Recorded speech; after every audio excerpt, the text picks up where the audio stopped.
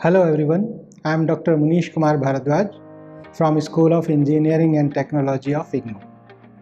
So in our last lecture, we discussed about workability and what are different methods of measurement of workability.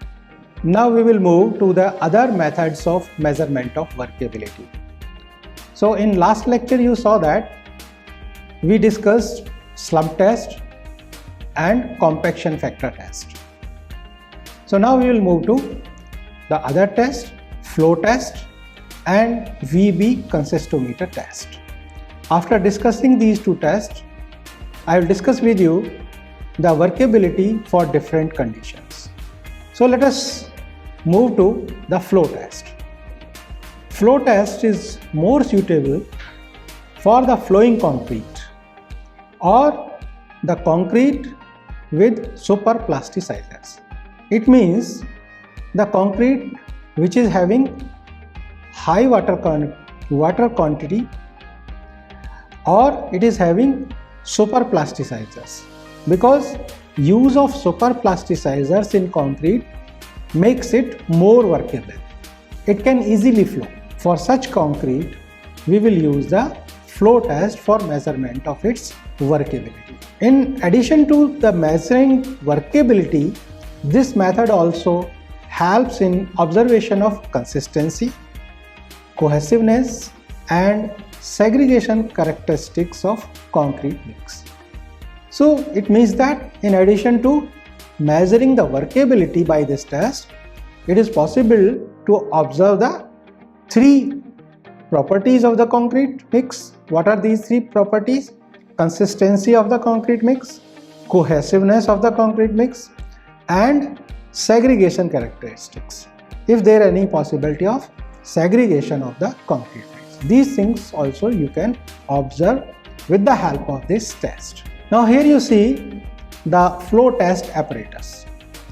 In this, on the upper part, you see here the mold for the flow test, and as you see here, the top diameter of this mold is 17 centimeter or 170 mm. If you say in mm, it will be 170 mm.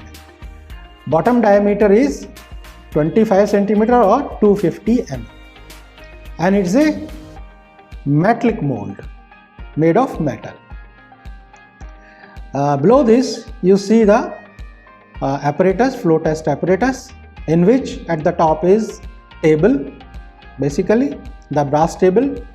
Diameter of this table is 76.2 centimeter or 762 mm, and below this there is a cam which helps in raising and falling of this table, and this cam is moved with the help of the handle that you see on its left. So this is the apparatus.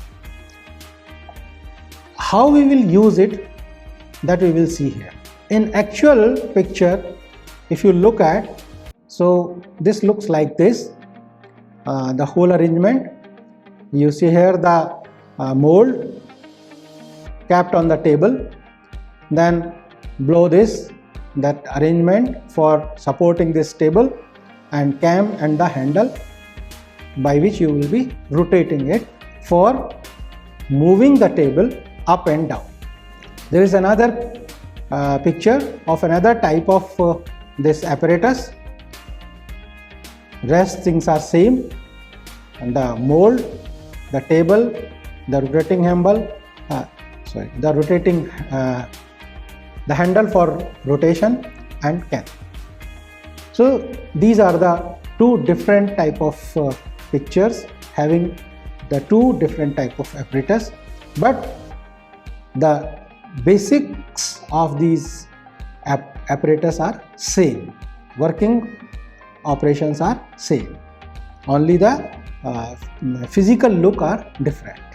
So as you saw in the picture, the shape of the metallic mold is similar to the mold that we use in the slump test. The only difference is the dimensions. If you remember, in case of slump test, what were the dimensions? The top diameter was 100 mm, bottom diameter was 200 mm, and the height of the mold was 300 mm. Whereas here the dimensions are top diameter 170 mm, bottom diameter 250 mm or 25 centimeter, and height here is 12 centimeter or 120 mm. So this is the difference. Both the molds are frustum of cone that we used in slump test as well as in flow test. So shape is similar, only the dimensions are changing. Metallic mold is placed in the center of the flow test. So this is the first step, that you will take the mold and place this mold in the center of the flow table. This metallic mold will be firmly held in place and concrete will be filled in 2 layers in it, each approximately 1/2 of the volume of the mold. So that way we will be filling the concrete in the mold in 2 layers. Each layer is rodded with 25 strokes. Each layer is rodded with 25 strokes of a metallic tamping rod, which is 16 mm in diameter and 610 mm long. So using this tamping rod, we will be compacting this concrete or tamping the concrete by giving the 25 strokes of the metallic tamping rod. Now the strokes shall be distributed in a uniform manner over the entire cross section of the mold and shall penetrate into the underlying layer. Means when we are giving these strokes, then these strokes has to be given uniformly throughout the cross section of the mold and in such a way that our tamping rod is penetrating into the underlying layer. It is going to the layer below the top layer. After the top layer has been rodded, strike off the surface of the concrete with a trowel so that the mold is exactly filled. Because we have to remove the extra concrete which is coming out of the mold. So use the trowel to strike off the extra concrete on the mold. Now the excess concrete which has overflowed the mold is removed and the area of the table outside the mold is cleaned. We have to clean the area which is outside the mold because our table is much bigger than the size of the mold. So some concrete may be falling on the table beyond the mold also. So we have to clean the table clearly. Now the mold is removed from the concrete by steady upward pull. So you will be removing now the metallic mold from the concrete, lifting it slowly, lifting it upward slowly. The table then is raised and dropped 12.5 mm. For what height? 12.5 mm it will be raised and dropped. How? We will be using the handle. We will be using the handle, and this handle it will rotate, and this cam in this apparatus will do the work. What that work? That it will raise the table and then it will drop it. Raise and drop. So such type of action will be there, and this height of fall is 12.5 mm. And that we will do for 15 times in about 15 seconds.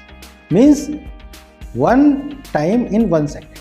For one raising and falling, it will take 1 second. So this is the rate of that raising and dropping that way. So what it will do basically?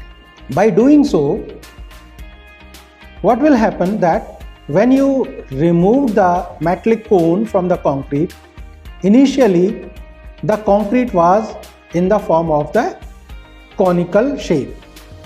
Now when we are raising and dropping the table, due to the vibrations, the concrete will now flow, and it will change its shape from that conical shape, to the shape of it will spread on the table.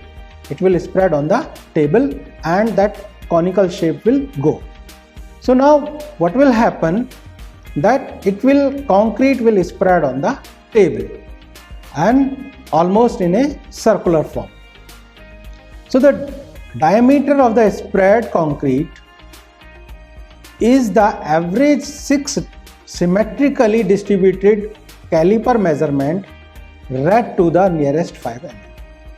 Means you have to measure the diameter of the spread of the concrete, and that you have to measure in 6 symmetrically distributed directions. In 6 directions we have to take the measurement that what is the diameter of the spread concrete. Means the concrete that has spread on the table, we have to measure the diameter, and that too in the 6 directions, and that measurement has to be taken exactly nearest to the 5 mm correctly. Means the diameter has to be measured with an accuracy of 5 mm measurement, and we will be taking the average of these 6 readings as the diameter of the spread of the concrete. Now flow of the concrete is recorded as percentage increase in diameter of the spread concrete over the base diameter of the molded concrete. And how it is calculated? This flow in percentage will be calculated by using the formula that spread diameter in centimeter minus 25 upon 25 into 100. So where from this 25 minus 25 and in denominator the 25 is coming? If you remember, the bottom diameter of our metallic mold was 25 centimeter. So initially when we are removing the metallic mold from the concrete, the bottom diameter of the frustum of cone of the concrete was 25 centimeter. And when we are raising and dropping the table, then concrete is spreading on the table. Then we are measuring here that what is the percentage increase in the spread of the concrete. So initially we started with 25 centimeter diameter, and now after spreading, the spread diameter has increased. So we are calculating the percentage increase in the spread diameter of the concrete. So that way this 25 minus 25 and the 25 term is coming in the denominator. So this way we can calculate the percentage flow. So this will be recorded as the workability for concrete measured by the flow test. Now our next method for measurement of workability is VB consistometer method or VB consistometer test. So consistency of concrete is determined by this method. Means this method focuses on measurement of consistency of concrete.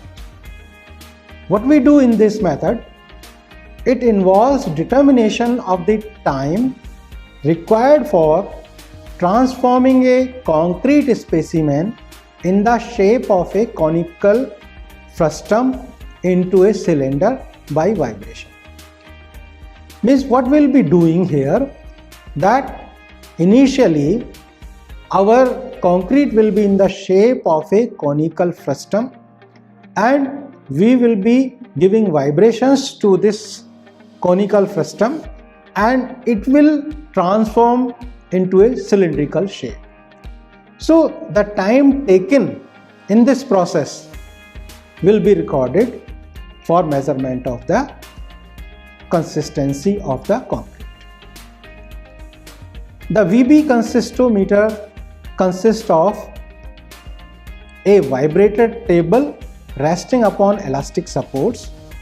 Means there is a table which is resting on the elastic supports. There is a metallic pot which is in the shape of cylinder, and we use here also the slump cone that we used in slump test. So same slump cone we will be using here, which is of the dimensions of height 30 centimeter, bottom diameter 20 centimeter, top diameter 10 centimeter. So this slump cone we will be using here in this VB consistometer test also. Here you see the VB consistometer apparatus. So as I told you that there is a slump cone. So here you see A is a slump cone which is capped in the metallic pot or in the shape of which is in the shape of cylinder. B is the metallic pot in the shape of a cylinder, and this whole arrangement means that cylinder and the cone, now you see here, is resting on a vibrating table, and this vibrating table is supported on elastic supports. And next to it you see here the fuel rod, and on this rod there is a funnel which helps in pouring the concrete into the slump cone, and on another side you see a glass disc which helps us in measurement of the slump, because using this apparatus you can measure the slump of the concrete as well as the VB consistometer time also, or you can say VB time or VB degree. So both the things are measured with the help of this apparatus. And for measurement of the slump, you see above the glass disc there is a graduated rod. So by moving this graduated rod we can measure the slump of the concrete. So this is the description of this VB consistometer apparatus. The vibrator table that you saw is having dimensions of length 380 mm and width 260 mm. So this is the size of the vibrator table. This table, as you saw in the picture, is supported on shock absorbers at a height of about 305 mm above the floor level. The table is equipped with an electrically operated vibrometer mounted under it. So this electrically operated vibrometer gives the vibrations to the table, and it is placed under the table. So as I told you, here you see the slump cone and the cylindrical pot, metallic cylindrical pot, and the vibrating table, and you see the funnel on left and right. You see the glass disc and the graduated rod. So that way this apparatus will be used for VB consistometer test. So as I told you that you can measure the slump with this test. So slump test is performed in the sheet metal cylindrical pot of the consistometer. How? The glass disc attached to the fuel arm is moved and placed just on the top of the slump cone in the pot. The position of the concrete cone is noted, means here we will be noting the reading on the graduated rod by adjusting the glass disc attached to the swivel arm. So means initial reading we have noted on the graduated arm. Now the cone will be lifted up and the slump is noted on the graduated rod by lowering the glass disc on the top of the concrete cone. So here the glass disc will touch the top of the concrete cone and we will take the reading on the graduated rod. So that way we can measure the slump. Now what we will do after measuring this slump? The electrical vibrator is then switched on and the concrete is allowed to spread out in the cylindrical pot. So what will happen that once we are starting the electrical vibrator, so the concrete mix will vibrate and now it will spread in the cylindrical pot and it will take the shape of a cylinder. As you know that the liquids take the shape of the pot in which they are capped.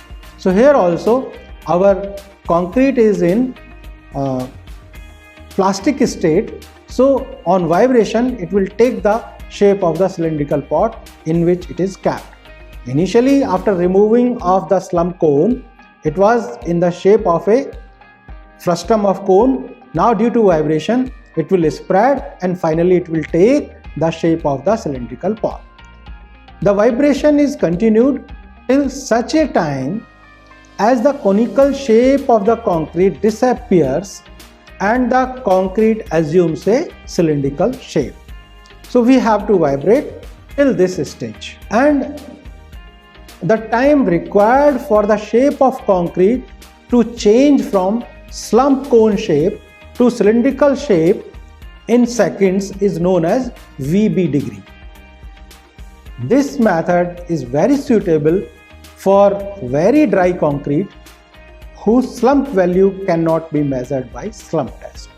So this is the importance of this test, that this test is more suitable for the dry concrete, very dry concrete, for which slump value cannot be measured by the slump test, because there in slump test we will not be able to get the slump of such concrete because it is in very dry state. This test is not suitable for highly workable mix or wet mix, generally if the slump is more than 75 mm or so, because for such mix the remolding is so quick that time cannot be measured, because here we are measuring the time for which the shape is changing. The shape, it is there is a transformation of the shape, means from conical shape to the cylindrical shape. This transformation is occurring, so we are measuring the time for such transformation. But if our concrete mix is highly wet or highly workable, so the time will be so small that we cannot measure it actually. So that way this test is not suitable for a concrete which is highly workable or highly wet. So this is the limitation of this test. Now let us see some suggested values of workability for different placing conditions, and these workability values are here given for the maximum size of aggregate when it is 20 to 40 mm. So if you are using the aggregate of size between 20 to 40 mm, which is the maximum size of aggregate for such concrete, these are the suggested values of workability for different placing conditions. Let us see. Here you see different columns. First column give you the degree of workability. Second column give you the slump in mm. That for such degree of workability, what is the approximate value of the slump. The third column gives here the compaction factor value, means which is obtained from the compaction factor test. The fourth column gives here the VB time or the VB degree in seconds. As you know that VB time is measured in second. And last column gives the placing conditions, that in which conditions this concrete can be used. So these are the conditions. So here let us take the first case, very low, means when the degree of workability of the concrete mix is very low. So for such concrete mix, generally the slump is between 0 to 25 mm and the compaction factor is between 0.75 to 0.80. And for such mix, the VB time is 20 to 10 seconds. And such concrete is used for concreting of shallow sections with vibrations. Means when we are using vibrations and the concrete is to be used in the shallow sections, or pavements using pavers or power operated machines. If you are constructing pavements using the pavers or the power operated machine. So in such conditions, this concrete mix is used. Next is our low degree of workability, and slump value for such concrete mix is 25 to 50 mm. Compaction factor for such mix is 0.8 to 0.85, and VB time for such mix is generally 10 to 5 seconds. And what are the placing conditions? Means where this concrete may be used. Such concrete is used for mass concreting without vibrations. Also, you can use this concrete for lightly reinforced sections with vibrations, such as in slab, beam, walls, columns and floors. This concrete can also be used for hand compacted pavements. Also, you can use this concrete for canal lining and also for strip footing. So these are the placing conditions for use of the concrete mix, which is having degree of workability as low, means low workability. Next is our medium workability. For medium workability, slump value is generally 50 to 100 mm. Compaction factor is 0.85 to 0.92. VB time is 5 seconds to 2 seconds for such mix. And this concrete mix you can use for normal reinforced concrete, which is manually compacted. You can also use this concrete for heavily reinforced concrete sections with vibrations in slabs, beam, walls, columns, slip formwork, and also you can use this concrete when the concrete is to be pumped, means for pumped concrete. So for such conditions, you can use the medium workability concrete mix. Next is high workability concrete mix. High workability concrete mix will show the slump as 100 to 150 mm and compaction factor between 0.92 to 0.96. VB time for such concrete is difficult to measure because it is highly workable, and as I told you in VB consistometer method, that this method or the test is not suitable for highly workable concrete mix. So here this is not noted. And let us see what are the placing conditions in which we can use such type of concrete mix. You can use such type of concrete mix in sections with congested reinforcement, which is not normally suitable for vibration. Means if the reinforcement is very congested, so it is difficult to give the vibrations also. So for such conditions, we are using the high workable concrete or concrete having the high workability.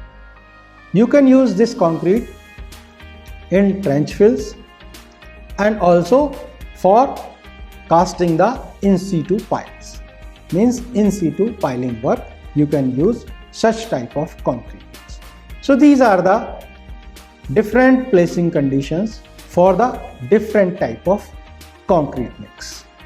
So here you saw that we discussed the two tests. First, for measurement of workability of the concrete mix. First was our flow test and second was VB consistometer test. So these two tests we discussed here for measurement of workability of the concrete. And after that I discussed the different placing conditions for different type of mixes, means concrete mixes having different workability. For that we discussed that where we can use such type of concrete mix. So this overall discussion was about the workability. So I hope you must have understood the workability, its measurement and the placing conditions for concrete mix of different workability clearly. So thank you for watching.